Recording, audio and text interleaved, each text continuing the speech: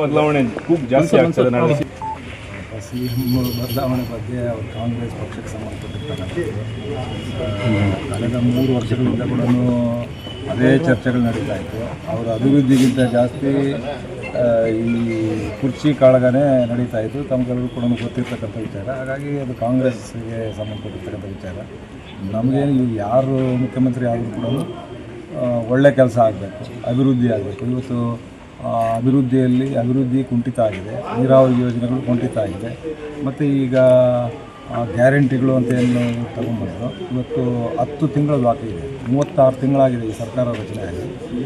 26 ತಿಂಗಳು ಇವರು ಕೊಟ್ಟಿರ್ತಕ್ಕಂಥದ್ದು. 10 ತಿಂಗಳ ಹಣ ಇವತ್ತು ಒಬ್ಬೊಬ್ಬ ಮಹಿಳೆಗೆ 20,000 ರೂಪಾಯಿ ಬಾಕಿ ಇಟ್ಕೊಂಡಿದ್ದಾರೆ. ಅಂದರೆ 1,26,00,000 ಮಹಿಳೆಯರಿಗೆ ಬಾಕಿ ಇದೆ. 25,000 ಕೋಟಿ ಬಾಕಿ ಇಟ್ಕೊಂಡಿದ್ದಾರೆ.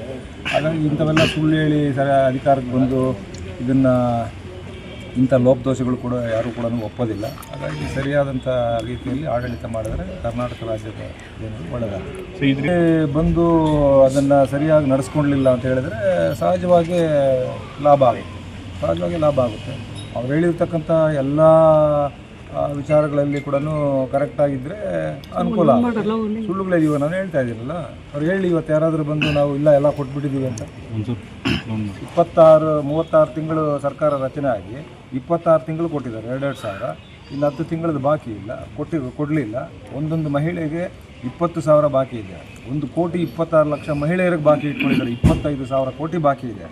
ಈ ರೀತಿ ವಿಚಾರಗಳಿದ್ದಾಗ ಜನ ಯಾರು ಕೂಡ ಒಪ್ಪೋದಿಲ್ಲ. ಸಹಜವಾಗಿ ಲಾಭ ಆಗುತ್ತೆ NDAಗೆ. Okay sir.